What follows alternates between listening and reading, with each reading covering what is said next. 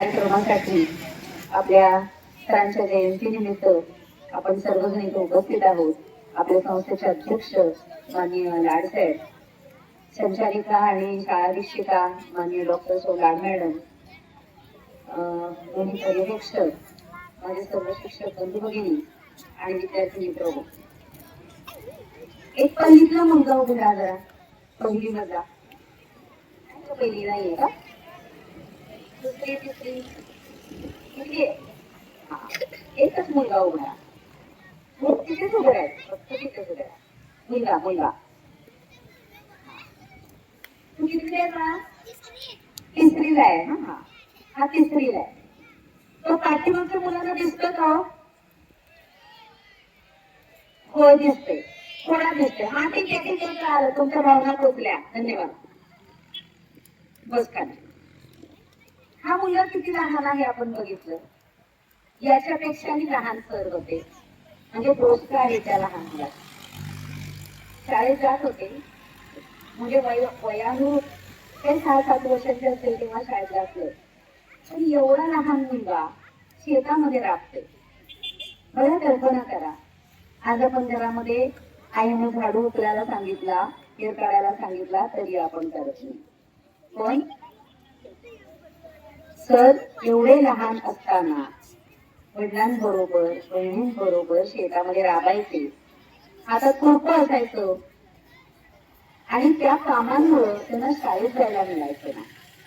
खर तर त्यांना शाळेची प्रचंड आवड होती आणि असं तर त्यांना दाखल केलं, मग थोडे दिवस शाळेत गेले आणि आजारी पडले म्हणून शाळा सुटली. पुन्हा काही दिवसांनी पुन्हा शाळेत आले, पण पुन्हा शाळा सुटली. कारण दादा म्हणायचे ना, शेतात राबणार कोण? पाठभावंड होती, त्यांना खायला काय मिळणार राबल्याशिवाय, म्हणून पुन्हा शेतामध्ये राबायला लागले. आणि ते पुन्हा खंत पडला. पुन्हा बहिणीलाच दया आली.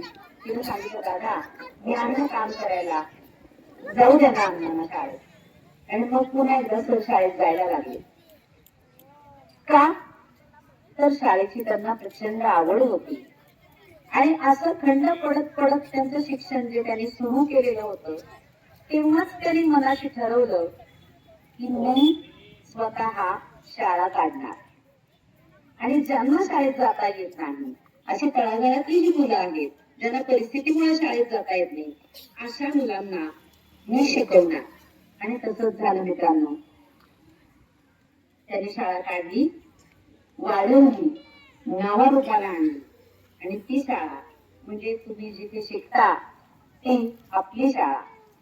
आणि हा मुलगा गुरुवर्य डॉक्टर के.जी. लाड सर, 8 जानेवारी 1935 हा त्यांचा जन्म. आता 1935 आपला भारत स्वातंत्र्य कधी झाला होता? स्वतंत्र 1947. म्हणजे जेव्हा सर जन्मले तेव्हा आपल्या देशावरती इंग्रजांची सत्ता होती.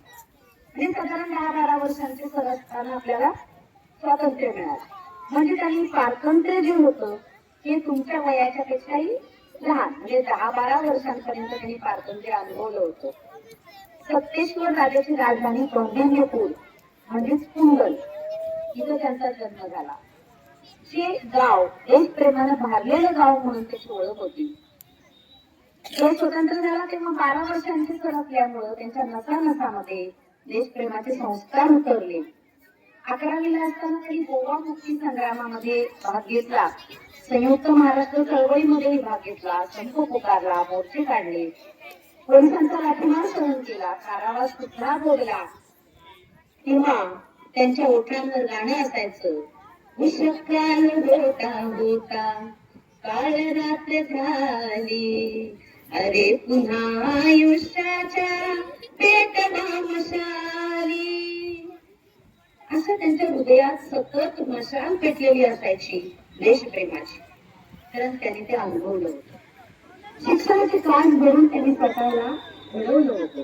गुरुजी बनले होते दीनदुबळ्यांचे, पीडितांचे, शोषितांचे आणि दादागिरी करणाऱ्या गुंडांचे सुद्धा. शिक्षक म्हणून सरांनी बहादूरवाडी गावामध्ये जे काम केलं ते त्यांच्या आयुष्यातला मैलाचा दगड ठरला असं म्हणता पाहिजे.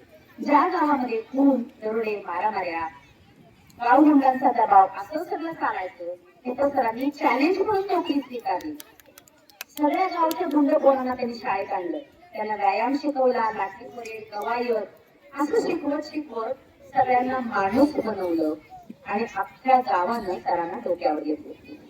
कारण लाल गुरुजींनी गावाचा कायापालट केला होता.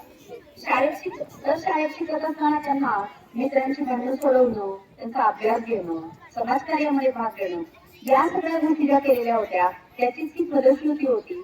त्यामध्ये त्यांचा पिंड घडत गेला होता.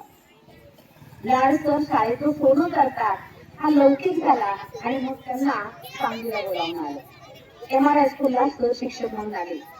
तिथे क्रांतिसिंह नाना पाटील वसतिगृह होतं, तिथले सुप्रिटेंडेंट बनले. पण अजून काहीतरी करायचं होतं. ते स्वस्त नव्हते. दिवसभर जी लोक काम करतात, ज्यांना शिकायला मिळालं नाही, त्यांच्यासाठी सरांनी नाईट हायस्कूल सुरू केलं. एकट्यानं ते सांभाळलं. म्हणजे नाईट हायस्कूलमध्ये शिक्षक पण तेच, शिपाई पण तेच, क्लास पण तेच आणि मुख्याध्यापक पण तेच. असं सगळं काम नाईट हायस्कूलचं सर करत होते. कारण प्रौढ शिक्षण, ग्रामसफाई हे काम आवडत होतच, पण त्यांना शिक्षकांच्या समस्यांचीही प्रखरपणाने जाणीव होत गेली आणि त्याच्यावर त्यांनी काम करायला सुरू केलं. त्यावेळेला शिक्षकांना पगार कमी होते, नेहमीच आर्थिक चंचल असायची आणि यावर मग सरांनी तोडगा काढला. तो म्हणजे आपल्या राहत्या घरी सेवा सदन इथं, जे तेव्हा छोटच होते, एका छोट्या खोलीमध्ये त्यांनी शिक्षकांसाठी पतसंस्था सुरू केली. आज आपल्याला रेल्वे फाटकामध्ये जी शिक्षक भवन म्हणून मोठी इमारत दिसते ती लाड सरांनी स्थापन केली. आणि ऐका मित्रांनो, लाड सरांनी त्या संस्थेची स्थापना केली. आजची जी मोठी इमारत आपल्याला दिसते ती आपल्या आदरणीय लाड साहेबांनी बांधली आणि त्याच पतसंस्थेत कित्येक वर्ष आपल्या मार्गदर्शक आदरणीय लाड मॅडम त्या संस्थेच्या चेअरमन म्हणून त्यांनी काम केलेलं आहे. ही आपल्यासाठी अतिशय कौतुकाची आणि अभिमानाची बाब आहे. त्यामुळे या सर्वांसाठी एकदा तुम्ही सर्वांनी जोरदार टाळ्या वाजवायच्या आहेत. शिक्षकांसाठी सरांनी खूप मोठा लढा दिला. शाळांना सरकारनं पैसा द्यावा, शिक्षकांना पगार द्यावे, अनुदान द्यावं म्हणून शिक्षण मंत्र्यांना सुद्धा आपल्या प्रश्नांनी निरुत्तर करणारी लाड सर. मी त्यांना टीडी म्हणजे टीचर्स डायरेक्शन असं म्हणायचं. नुसतं तेच नाही तर शिक्षकांना सगळ्याच गोष्टीमध्ये असं मार्गदर्शन करायचं. कोणताही विषय असो, कोणताही प्रश्न असो, त्यांची उत्तरं तयार असायची. कारण ते स्वतः सतत शिकत असायचे. प्रचंड वाचन, प्रचंड अभ्यास, नोकरी करत तरुण मुलांसोबत ते कॉलेजमध्ये बसायचे आणि असं बसून त्यांनी BEdची पदवी मिळवलेली होती. तसंच त्यांनी BEd पूर्ण केलं, MA पूर्ण केलं आणि त्यामुळे झालं काय तर कॉलेजमधल्या त्यावेळेच्या प्राध्यापकांसोबत त्यांची मैत्री झाली आणि त्यावेळेला विश्रामबागच्या मुलांना शिक्षणाची जवळ सोय नव्हती म्हणून त्या प्राध्यापकांसोबत मिळून आपल्या विश्रामबाग शिक्षण संस्थेची 1974 साली स्थापना केली. मोठमोठ्या नावाजलेल्या प्राध्यापकांसोबत. पण कार्यवाह हे लाड गुरुजीच होते 1976 पासून. बाकी त्यांना फार काही पेलवे ना, त्यामुळे हळूहळू बाकीचे बाजूला होत गेले.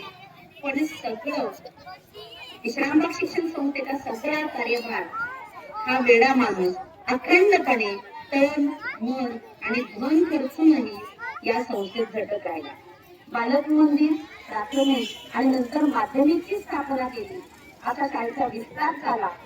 दुसऱ्यांच्या जागेत शाळा चालवली. आधी कॉलेजमध्ये, विलिंग्डन कॉलेजमध्ये, नंतर वारणालीमध्ये. पण आपली जागा, आपलं बांधकाम जिथून कोणी शाळेला हाकलणार नाही असं देणारा हा वेडा माणूस. स्वतःचा पैसा खर्चून 1 नाही, 2 नाही, 3 नाही तर 4 इमारती उभ्या केल्या. तिथं तुम्ही आज शिक्षण घेता. आपल्या बहुतांच्या शाळा जर आपण बघितल्या तर कित्येक शाळांना खेळायला मैदान नाही मित्रांनो. पण आपली जागा एवढी आहे की आज शाळेचीच मुलं नाही तर बाहेरची मुलं सुद्धा येऊन मुक्तपणानं खेळत असतात. हेच साध्य करायचं होतं सरांना. आज जिथे इंच जागा मिळवायला लोक धडपडतात, भांडतात, तिथं सरांनी आपली स्वतःच्या मालकीची कित्येक कोटी रुपयांची जागा, स्वतःचा प्लॉट विकून ही इमारत उभी केली. स्वतःच्या समृद्ध शेतीचा पैसा यात घातला. पण त्यामध्ये घरच्या कुणीही विरोध केला नाही. आपले लाडसाहेब असले, लाड मॅडम असले किंवा मोठ्या लाडबाई असले, सगळ्यांनी त्यांना साथ दिली. या सर्वांच्या त्यागासाठी आपण सर्वजण त्यांचे आजन्म ऋणीच राहणार आहोत. मित्रांनो, लहानपणाला सगळ्या मुलांनी बघितलेलं नसेल, पण पांढरा सदरा, पांढरी गिजगार, गांधी टोपी अशी साधी राहणी होती त्यांची, पण प्रचंड उत्साह आणि चैतन्याचा थरथरणारा धरा. विचारांची पातळी तुम्ही आणि सामान्य माणूसही तुम्ही गाठू शकणार नाही एवढी उच्च होती. कारण त्याचं वाचन प्रचंड होतं. पुस्तकं आणायची, ग्रंथालय सज्ज करायचे, मुलांनी वाचलं पाहिजे हा त्यांचा ध्यास होता.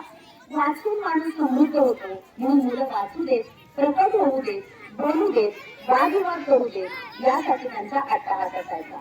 मुलांनी चांगलं आणि भरपूर ऐकलं पाहिजे असंही त्यांना वाटायचं, म्हणून मोठे मोठे वक्ते, लेखक, सामाजिक कार्यकर्ते शाळेत आणायचे. किती मोठ्या माणसांची सरांनी भेट घालून दिली ती यादी जरी सांगायचं म्हटलं तरी आता वेळ पुरणार नाही. माणसांचंही वेळ होतं सरांना. अहो, त्यांच्या 75व्या वाढदिवसा दिवशी सरांनी आपल्या पहिल्या बॅचची मुलं बोलवली होती, बहादूरवाडीची मुलं. जे ती मुलं नव्हती, अर्थात मोठमोठ्या पदांवर कार्यरत असणारी खूप मोठी माणसं म्हणलेली होती ती, आणि ती सगळी सरांनी 75व्या वाढदिवसा दिवशी बोलवली आणि त्यांचा सगळ्यांचा सत्कार केला, कारण त्यांच्यापासून मी घडलो असं सरांचं मत होतं. शाळेचं नाव आम्ही तो सोहळा बघून खरंतर धन्य झालो. असे सोहळे आपल्या शाळेत सतत घडत गेले आणि त्यामुळे शाळेचा नावलौकिक वाढला. आपल्या शाळेचे सांस्कृतिक कार्यक्रम किती दर्जेदार असतात हे आमचे जुने पालक आम्हाला आजही आवर्जून सांगतात, तेव्हा खरंच खूप अभिमान वाटतो. सरांचा धारदार आणि खडा आवाज ऐकणाऱ्याच्या कानाची तुटणी करायचा. 15 ऑगस्ट तर शिक्षकांना मार्गदर्शन करताना ते स्वतःला गीत म्हणायचे. उंच हिमालया जाऊन तेथे सांग जगाला, भारत माझा स्वतंत्र झाला, भारत माझा स्वतंत्र झाला असं त्यांचं देश प्रेम उभारून घ्यायचं. हे कोणीही काही बोलायचं नाही, पण तर बोलायला उभे राहायचे आणि 15 ऑगस्ट 26 जानेवारीला हमखास हे गाणं म्हणायचं. 2 ऑक्टोबर गांधी जयंतीची प्रार्थना सभा तर त्यांच्या जिव्हाळ्याची होती. त्याच्यामध्ये ओम तत्सत् श्री नारायण तू पुरुषोत्तम गुरु तू असं म्हणत हिंदू प्रार्थना गायचे. सर्व धर्म समभावाचे पुरस्कर्ते होते. फुले शाहू आंबेडकरांचे अनुयायी होते. शक्तीचे उपासक असले तरी अंधश्रद्धा अजिबात नव्हते. स्वच्छतेचे पाईप होते. कित्येकदा शाळा भरायच्या आधी येऊन टॉयलेटही स्वच्छ करायचे. जाता येता कसं व्हायचं हे तर मेहनतच. शिकवण्याच्या बाबतीत गणित त्यांच्या हातचा मळ, इतिहास तोंडपाठ, विज्ञानाच्या प्रयोगात रस आणि सामान्य ज्ञानाची असामान्य आवड. त्यांचं शिकणं जन्मभर चालू होतं. वयाच्या 75व्या वर्षी, ऐका मित्रांनो, 75 वर्ष वय, त्या वर्षी सरांनी BSc ऍग्रीची पदवी मिळवली. 75% पेक्षा जास्त गुण मिळवले. इथं आम्हाला आज शाळेत अभ्यास करू वाटत नाही. माणूस हस्तपैलू कसा असतो याचं मूर्तिमंत उदाहरण आम्ही बघितले, अनुभवले. एकीकडे स्वतःचा अभ्यास, दुसरीकडे इतरांना शिकवणं, त्याच वेळेला सामाजिक बांधिलकी जपणं हे सारंच त्यांनी सुरू केलं. काट्याकुट्यांनी भरलेल्या या सगळ्या जागेत आज केडी लाड नगर नावाचं नंदन बनवलं. विश्रामबाग शिक्षण संस्थेच्या केडी लाड शिक्षण शैक्षणिक संकुल आज साकारलेलं आहे. वयाच्या 80व्या वर्षी PhD मिळवून लाड सरांच्या नावापुढे डॉक्टर ही पदवी आली. यासाठी त्यांचा परदेश दौरा झाला. असाच परदेश दौरा समाजसेवा पतसंस्थेला बँक पुरस्कार मिळवून दिल्यामुळे झाला. गोवा मुक्ती संग्रामातील स्वातंत्र्य सैनिक म्हणून गोव्यामध्ये त्यांचा सन्मान झाला. तर रोटरी क्लब कृष्णानदी, कोल्हापूर या ठिकाणीही सरांना पुरस्कार देऊन गौरव केला गेला. अखंड आयुष्य शिक्षणाला वाहून घेणारा हा शिक्षण तपस्वी डॉक्टर तुकाराम धोंडीबा तथा टी लाडकर, महाराष्ट्राचे लाडके शिक्षक नेते या संकुलाच्या रूपानं अजरामर झाले. लावलेल्या रोपट्याचा वटवृक्ष करून त्याच्या फांद्यांवर बागडणाऱ्या बाळगोपाळांना पाहत त्यांनी आपला देह ठेवला. त्यांचं स्मरण हे फक्त आजचा दिवस नाही, रोजच आहे. कारण विस्मरणच होत नाही तिथं स्मरणाचं काय सांगता. आम्हा सर्वांच्या हृदयात अखंड ठेवणाऱ्या तुमच्या आठवणींचा ज्योतीचा भडका उडतो आणि आम्ही शेवटी इतकंच म्हणतो, सर्वांनी हात जोडायचे, डोळे मिटायचे आणि मी सांगते ते डोळे पाठीमागे म्हणायचे. त्यागाला या नाव नसे,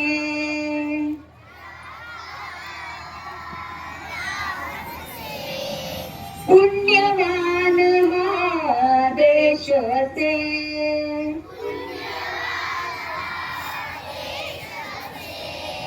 कल्पतरू हा उभा दिसे, कल्पतरू हा उभा दिसे,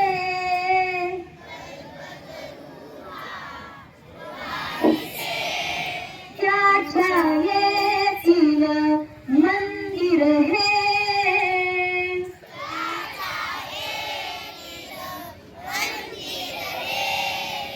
सत्यशी माहून सुंदर हे,